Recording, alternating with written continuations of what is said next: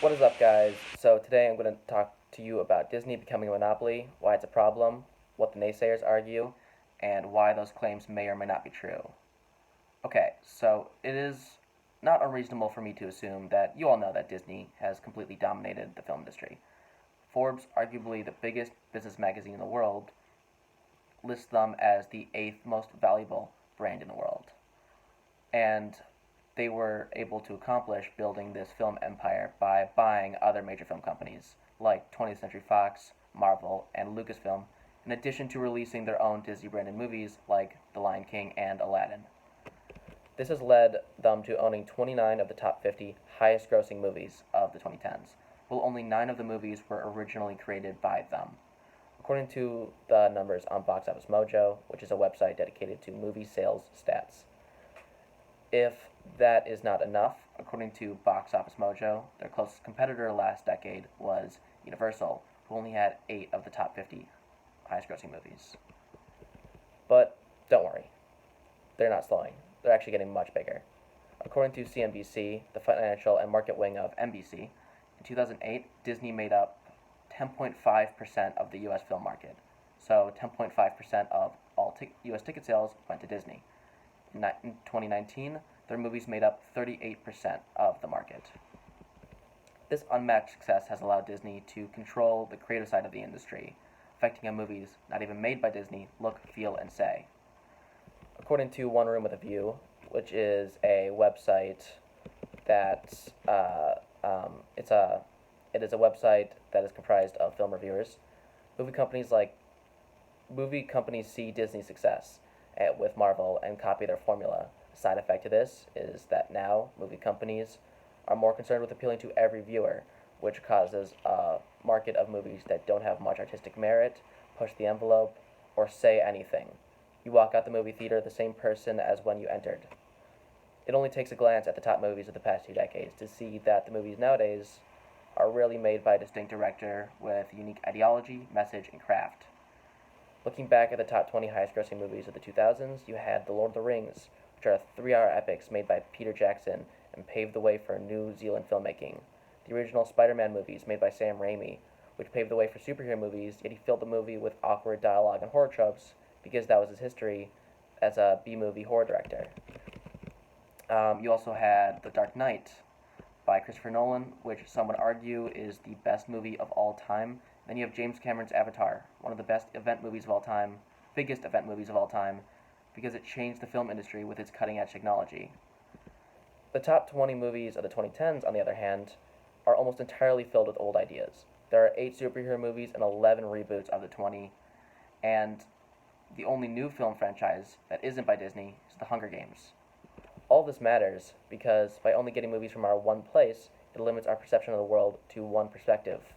According to Tom Sherrock, who was the president of the Academy of Motion Picture Arts and Sciences from 2009 to 2012, essentially the Oscars, he said that movies play many roles in society, but generally boil down to providing escapism and education.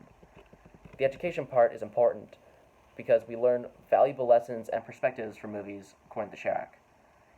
So when we all get our information from one place, it puts us at a risk of being in a social and cultural echo chamber, which, according to GCF Global, which is a website dedicated to education, makes it more difficult for us as a society to hear opposing viewpoints and discuss complicated topics. Essentially saying, if the movies get dumber, so will we. But I will acknowledge that many people don't carry this same sentiment. Some will say that movies aren't as deep as I'm saying, and that generally they are for entertainment purposes only. And even Tom Sherrock agrees with that idea to an extent. He says that movies are different things to different people, so to some, the only thing that they will get out of the film, or film as a whole, is entertainment. But that's not the case for everyone. Film does have a big impact on society, and there are multiple examples that show that film can be very, very persuasive. According to Platt College, a school that dates back to the 1800s, the movie Fight Club inspired real underground fight clubs. Anonymous, one of the biggest hacker groups in the world, was inspired by the film V for Vendetta. You know why we really don't like SeaWorld anymore? That's because Blackfish came out and showed us how they were treating the animals. But then, some would argue that if that's the case, then shouldn't we be happy that Disney is the leader because they promote good, family-friendly morals and ideas? And I would argue that Disney has done a lot of great things for the industry. So I agree with that sentiment to a certain point. According to IndieWire, one of the bigger entertainment magazines, Marvel movies have paved the way for diversity in film. Movies like Captain Marvel and Black Panther, Disney has shown that you don't need to be a white man to direct or lead a film and also get huge success. And I think that that is great, and only one example of the many good things Disney has done. But unfortunately, life is more complicated than that. Wars are being fought, social media has changed how we communicate, we have a president who half the country loves and the other half hates, and our lives are filled with more nuance than Disney movies. And according to American Prospect, a political magazine, the directors who depict stories with nuanced ideas, are being given smaller and smaller audiences. So what should we do? Well, it's actually pretty simple. Just don't support the movies just because they're Disney.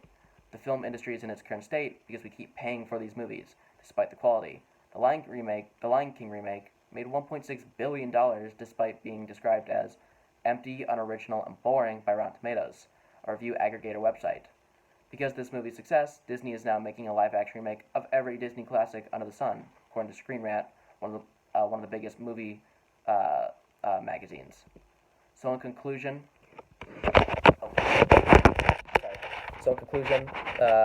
support smart movies, or at least the good ones, because by only watching movies that are simple and mean nothing, we run the risk of dulling our own intelligence and understanding of the world. Thank you.